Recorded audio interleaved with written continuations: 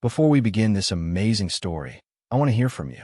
Tell me down in the comments where you're watching from, whether it's the snow-covered streets of Denver, the wide plains near Dodge City, or the rugged trails of Santa Fe. I love seeing how far these Wild West tales travel. It makes every story feel like it's shared around one big fire. The wind moved through the pines like a hymn half forgotten, low and mournful, carrying with it the smell of snow from the higher ridges. Elias Boone walked with a limp down the slope of his land, the cattle lowing softly in the distance. His cabin sat like a lone tooth against the dark flank of the mountain, smoke rising thin and reluctant. He had lived this way for years, bound to silence and the slow rhythm of survival. Most men his age carried laughter in their pockets, stories to spill at a saloon table, a woman's touch folded into memory. Elias carried only a stiffness in his knee and a heaviness in his chest. The limp had worsened with time, and on cold mornings the ache traveled upward like fire chewing through wood. At first, he thought it the price of age and hard work. But then came the swelling, small at the start, a bump beneath his skin. He told himself it was nothing, just flesh reminding him of some old injury. Yet the bump grew, hard as a stone, an unwelcome reminder of how frail even a mountain man could be. Days were built from small labors, mending fence wire, carrying buckets from the creek, chopping wood that sent sharp cracks into the frozen air. But every task became a negotiation with his knee. He'd stop sometimes, alone in the snow-blown pasture, breathing hard, clutching the joint as if holding it still might silence the pain. He dare not mention it to the townsfolk. They already saw him as half-ruined, a man too proud to marry, too strange to join them, too broken to stand shoulder to shoulder. When Elias did ride into town, whispers rose like crows startled from a field. Lydia Crowell, who ran the general store, never failed to let her tongue slip just enough for him to hear. "There goes Boone. Cursed that one is. You can see it in his eyes." Sheriff Amos Tate would tip his hat, but watch him as though expecting trouble from the silence he carried. Men at the saloon offered no greeting. Their laughter swelled only after he passed, as if to prove he had no part in it. It was during one such visit, standing on the wooden planks outside the store, that he caught sight of Clara May Whitfield. She was leaning against the hitching post, pale hands wrapped around the leather reins of her mare. Her eyes, deep and soft, met his for a breath. She did not smile, nor turn away, only studied him the way one studies a scar, curious, not cruel. Elias felt his throat close. He knew her story as everyone did. A widow, left with debts, living under a cloud of gossip that claimed her husband had been a drinker, a gambler, a man who left more sorrow than love. She had walked the narrow streets of that town with her chin up ever since, though he could see the weight pressing between her shoulders. That evening, back in his cabin, Elias sat staring at the fire. His knee throbbed like a drumbeat. When he dared to touch the lump, it felt hot, swollen, alive with its own pulse. The storm outside grew wild. Rain slapped against the roof, wind shoved against the shutters. He shifted in his chair, and a sudden tearing sensation burst through him. Pain lanced down his leg, white-hot. He gasped, bent over, clutching at the joint. The swelling split. Something gave way. At first he thought it blood alone, but then, as he pressed a rag against the wound, he felt something sharp push outward. Tiny fragments of metal, slick with his blood, spilled into his palm. He stared, disbelieving. Buckshot, rusted and blackened with time. Memories reeled. Years back, a hunting accident, the shot that had dropped a buck and dropped him too. The doctor had claimed the wound would heal, but the mountain had kept its secrets inside him all this time. Shock rolled through him as if he'd swallowed ice. He pressed the rag tighter, trembling. The fire blurred before his eyes. He tried to rise, but the leg buckled, sending him sprawling to the floorboards. The storm outside rose higher, rattling the walls as if the whole cabin might blow apart. He lay there, sweat soaking his shirt, breath ragged. The fever crept in fast, stealing clarity. His last thought before darkness pulled him under was a flicker of Clara May's eyes. Not pitying, not laughing, simply seeing him. Clara sat in her own small house on the edge of town, listening to the wind lash against the windows.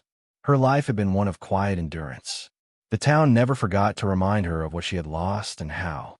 She bore it with a straight back, though nights were long, and loneliness bit deep. That evening something stirred in her chest, restless. She thought of Elias Boone, the man who never spoke more than 2 words, the one who carried his silence like armor. A strange, urging rose in her, unexplainable as the pull of the tide. By the time the storm reached its height, Clara had saddled her mare. She rode out into the dark, rain striking her face, the road muddy beneath the hooves. Lightning tore across the sky, showing the outline of the mountains like giants waiting. She pressed on, heart pounding, guided more by instinct than reason. When she pushed open the cabin door, the smell of smoke and blood rushed at her. There, by the fire, lay Elias Boone, half conscious, pale as ash. His hand clutched at his knee, ragged cloth dark with blood. His lips moved, but no words came clear. Clara dropped to her knees beside him, pulling the rag free, seeing the wound for what it was, ugly, torn, but not hopeless. She pressed her hand to his chest, felt the faint rise and fall. Outside, the storm screamed, but within the cabin, a different silence settled. She had come where no one else dared. Elias Boone was not alone anymore. The storm passed in the night, leaving the world scrubbed clean by rain. Morning light crept slow through the gaps in the shutters, painting the cabin walls with pale gold. Elias stirred in his chair, his body damp with fever sweat, his head heavy. He blinked and found Clara May sitting across from him, her skirts tucked neatly, a pot of water steaming near the fire. Her hands worked without fuss, steady as she wrung a cloth and laid it across his brow. For a long while neither spoke. The silence between them felt less like emptiness and more like a fragile truce. Elias had forgotten what it meant to be cared for, the tenderness of another's hands. She cleaned the wound at his knee, her touch firm but gentle. He gritted his teeth against the sting, ashamed of the weakness that rattled through him. Yet when he dared glance at her face, there was no judgment there, only quiet resolve. She stayed through the day, feeding the fire, coaxing broth into him, wiping the fever away. When evening fell, she left with only a soft nod. The door closed behind her, and Elias was left staring at the space she had filled, listening to the echo of her footsteps fade into the night. By the week's end, whispers have found their way down every alley and across every fence line. Lydia Crowell's voice carried sharp as a hawk's cry. Clara May Whitfield at Boone's cabin? Mark my words, that woman is bound to shame herself twice over. Men smirked at the saloon, mugs slamming against tables as if laughter could drown the truth. Sheriff Tate himself leaned against the hitching post, pipe smoke curling. Careful, Boone, he warned one morning, his voice flat. A woman's name is worth more than your pride. Don't ruin hers with your loneliness. Elias heard it all. He bore it like he bore the weight of his limp, silent, without answer. Yet Clara came still, each time with a basket on her arm. She mended shirts by the fire, swept the cabin floor with easy strokes, cooked cornbread that filled the room with warmth.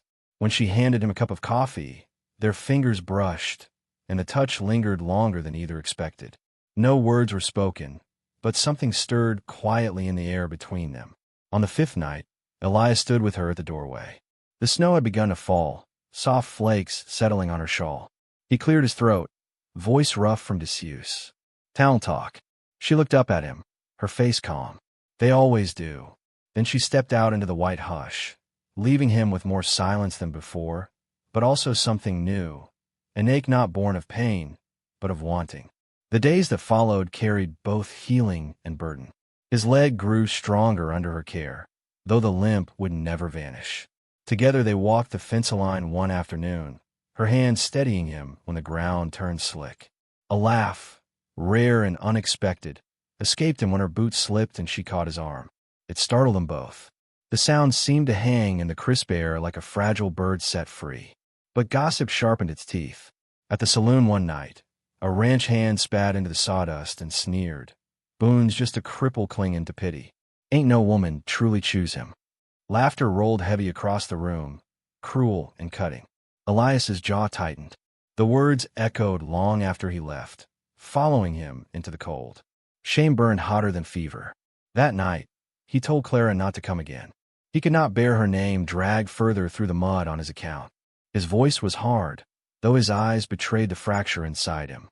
Clara said nothing, only set down the basket she carried, folded her shawl close, and left with a quiet dignity that twisted his heart. The cabin returned to silence, but it was not the silence Elias had known before. This was emptier, heavier, like a room from which music had fled.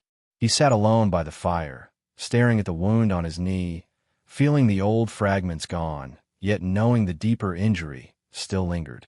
Days passed. The fever crept back, striking without mercy. His body weakened again, and the shadows grew long in his cabin. He thought of Clara's hands, her steady presence, the way she had filled the emptiness with something tender. Yet he had sent her away.